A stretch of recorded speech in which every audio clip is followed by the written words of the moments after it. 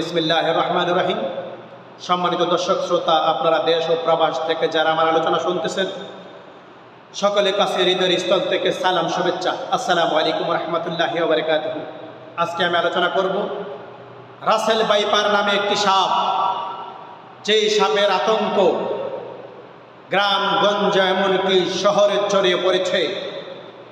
কিন্তু আমাদের জানা উচিত, এই রাসেল ভাইপার একটি সাধারণ সাপ, তার চাইতেও 70 গুণ পাওয়ারফুল সাপ আমরা নিজেরাই পুষতেছি, নিজেরাই পালন করতেছি। এখন আপনি আমাকে প্রশ্ন করতে পারেন, হুজুর এটা আবার কেমনে? আমরা এত পাওয়ারফুল সাপ কিভাবে লালন পালন করতেছি? দুনিয়াতে আমরা যারা অন্যায় কাজ করতেছি, জুলুম কাজ করতেছি, খারাপ কাজ করতেছি, এই বদ কাজগুলাই হচ্ছে আমাদের সবচাইতে রাসেল ভাইপারের চাইতে ভয়ঙ্কর।